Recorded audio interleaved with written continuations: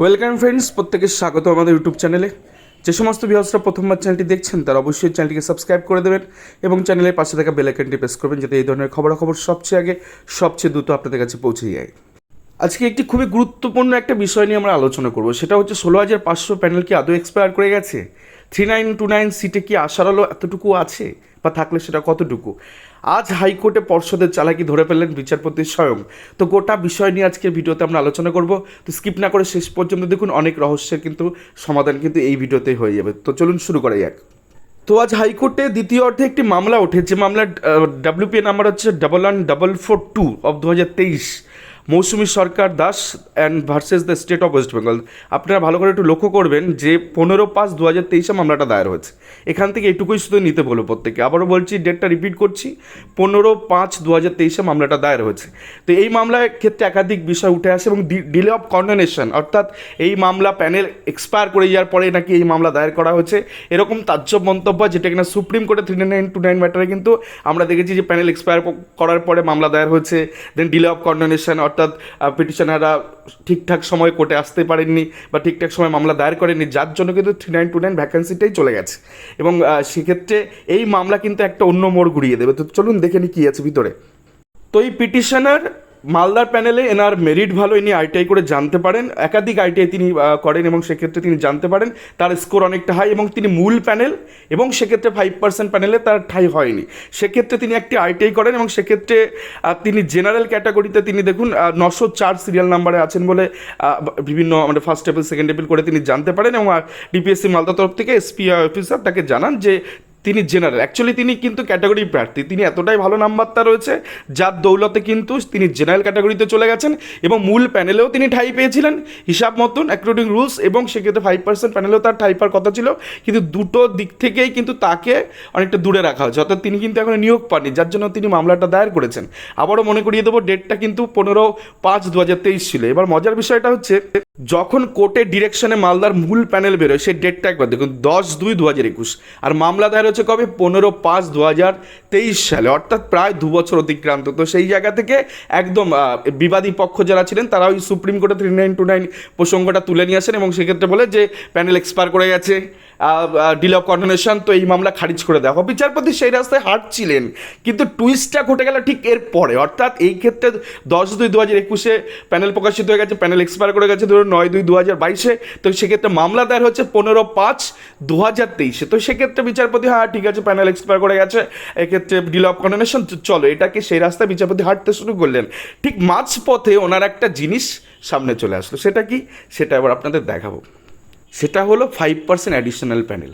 অর্থাৎ আমি আগেও বলেছি যে একটা গোটা নিয়োগ প্রক্রিয়া শুধুমাত্র 100% প্যানেল নিয়ে হয় না, এটা 100% প্যানেল এবং 5% প্যানেল দুটো মিলে 105% ইজিক্যাল টু 100% প্যানেল হবে। তো এক্ষেত্রে দেখুন এই যে 5% অ্যাডিশনাল প্যানেল যেটা কোর্টের ডিরেকশনে মালদাতে বেরোলো, তার ডেটটা একবার দেখুন, 20/5/2022, অর্থাৎ 20 মে 2022 5% অ্যাডিশনাল প্যানেল বেরোলো এবং এই প্রার্থী এখানেও জায়গা পেলেন না। এবার মামলাটা যেই এরকম টুইস্ট করছে তখন বিচারপতি লক্ষ্য করলেন অ্যাডিশনাল 5%টা কবে বেরিয়েছে, তো সেটার ডেট দেখুন 20/5/2022 এবং মামলা কবে দায়ের হয়েছে, মূল প্যানেলের কথা আসি, মূল প্যানেল কবে? 10/2/2021। তো সেক্ষেত্রে সেই হিসাবে প্যানেল যদি মূল প্যানেল এক্সপায়ার করেও যায় তার মামলা কিন্তু ডিলে অফ কন্ডেনেশন বা প্যানেল এক্সপায়ার ক্ষেত্রে খারিজ হয়ে যেতে পারত। কিন্তু যেখান থেকে টার্নটা নিল সেটা হচ্ছে দেখুন 20/5/2022 তারিখ, অর্থাৎ 5% অ্যাডিশনাল প্যানেল যখন প্রকাশিত হলো তখন সেক্ষেত্রে তার ডিলে অফ কন্ডেনেশনটা উঠে গেল, কারণ এই যে 5% প্যানেল তার বৈধতা কোন পর্যন্ত? 1 বছর, তাহলে সেক্ষেত্রে 19/5/2023 পর্যন্ত ভ্যালিডেশন, এবং তিনি মামলা দায়ের করেছেন কত সালে না 2023 করলেও সেটা কিন্তু 15 মে, অর্থাৎ 4 দিন আগে মামলাটি তিনি দায়ের করেছেন এবং বিচারপতি অ্যাডমিট করেছেন এবং সেক্ষেত্রে পর্ষদের চালাকি ধরে নিয়ে এই মামলা কিন্তু তিনি শুনছেন। এই মামলার পরবর্তী শুনানি আগামী বৃহস্পতিবার এবং অ্যাডমিটেড ফ্যাক্ট হিসাবে এটা কিন্তু রেখে দিয়েছেন এই মামলা। যাই হোক, আমরা একটু অন্য অ্যাঙ্গেলে বোঝার চেষ্টা করি। দেখুন 16,500 প্যানেল, আমরা একটু আগে বললাম যে গোটা রিক্রুটমেন্টে 105% প্যানেল নিয়ে তৈরি, অর্থাৎ 105% ইজিক্যাল টু 100%। এটার মধ্যে যদি আপনি অ্যাকচুয়ালি একটা সার্কেল আপনি ধরে নিন, 105 হলে সার্কেলটা আপনার হবে, অর্থাৎ বৃত্তটা সম্পন্ন হবে। কিন্তু যদি ধরুন একটু কম থাকে, ধরুন এই ডান দিকের যে ছবিটা রয়েছে একটু কম রয়েছে, তো এটাকে আমরা বৃত্ত কিন্তু বলতে পারবো না। তো রিক্রুটমেন্টের ক্ষেত্রে সেম প্রসিডিওর, 16,500 প্লাস তার 5% অ্যাডিশনাল প্যানেল ইজিক্যাল টু 825টা এখানে দিতে হবে, তাহলে কিন্তু এই 105 মানে 100% প্যানেল।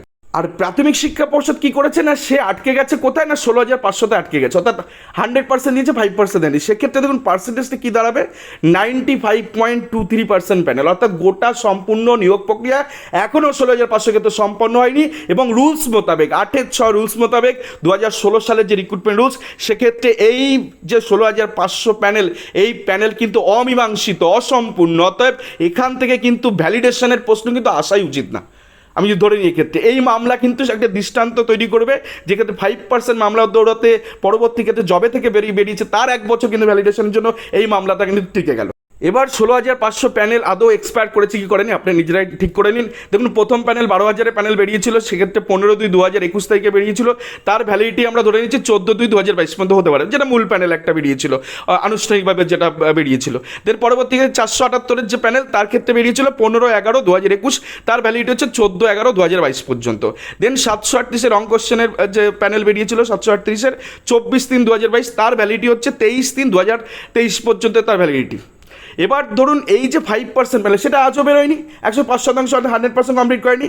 এটার ক্ষেত্রে ভ্যালিডিটি যখন এটা বেরোবে তারপর থেকে 1 বছর, অর্থাৎ স্টিল নাও এখনও কিন্তু এই 16,500 প্যানেলের কিন্তু বৈধতা বা প্যানেল কিন্তু এক্সপায়ার করেনি, অর্থাৎ এই প্যানেল এখনও বৈধ প্যানেল এবং এখান থেকে নিয়োগ হতে পারে। এবং সেক্ষেত্রে যদি আলী হোসেন মণ্ডলের আমি কেসটা ধরে নিই, যেটা কিনা WPA 8981 যে মামলা 2022 সালে, যেটা 20/5/2022 সালে দায়ের করা হয়েছিল, সেক্ষেত্রে এখন মূল প্যানেলটা আমি যদি ছেড়ে দিই, ওটা 14/2/2022, তা এটা ভ্যালিডেশন, তো তারপরেই মামলা 3 মাস পরে মামলা দায়ের করতে, সেটার ক্ষেত্রে ভ্যালিডিটি এটাতে আসবে না। কিন্তু পরবর্তী দুটো দেখুন 14/11/2022 তার মধ্যে আলী হোসেন পড়ছে, 738 23/3/2023 তার মধ্যে পড়ছে আলী হোসেন, এবং 5% প্যানেল যেদিন প্রকাশিত হবে তারপর থেকে কিন্তু আরও 1 বছর ভ্যালিডেশন থাকার কথা, যেহেতু সম্পূর্ণ করেনি নিয়োগ, তো সেখানে কিন্তু আলী হোসেন মণ্ডল তার অনেক আগেই মামলা দায়ের করে দিয়েছে, 5% বেরোনোর আগেই দায়ের করে দিয়েছে। তো মোদ্দা কথা এই জায়গা থেকে 16,500 প্যানেল কিন্তু এক্সপায়ার এখনো করেনি। এটা আমরা অনেকগুলো বিষয় দিয়ে বোঝার চেষ্টা করলাম, এবং হাইকোর্টের অবজারভেশন আজকে যে একটা মামলা রেফারেন্স আপনাদের টেনে দেখালাম, এই মামলা কিন্তু পরবর্তী ক্ষেত্রে একটা দৃষ্টান্ত হয়ে যাবে। কারণ এক্ষেত্রে ওই যে 5% প্যানেলের পর থেকে ওই মামলা জাস্ট 4 দিন আগে দায়ের করা বলে সেই মামলা কিন্তু টিকে গেল, এবং সেই মামলা কিন্তু কোর্ট এন্টারটেনমেন্ট করছে, এবং সেক্ষেত্রে সেই মামলা কিন্তু আগামী বৃহস্পতিবার আবার উঠতে চলেছে। তো যাক, এই ছিল আজকের বড় আপডেট। আশা করি ভিডিওটা আপনারা তথ্যবহুল হচ্ছে, এবং সেক্ষেত্রে আপনারা বুঝতে পেরেছেন ভিডিওটা কোন আঙ্গিকে করলাম। তো সেক্ষেত্রে যদি ভিডিওটা ভালো লেগে থাকে তাহলে অবশ্যই ভিডিওটাকে লাইক করুন, কমেন্ট করুন এবং শেয়ার করতে ভুলবেন না, কারণ এই ভিডিও কিন্তু আপনার উপকারে যেমন লেগেছে তেমনি অন্যের উপরও কিন্তু লাগতে পারে। তো দেরি না করে অবশ্যই কিন্তু ভিডিওটিকে শেয়ার করে দিন আপনাদের বন্ধুদের মধ্যে।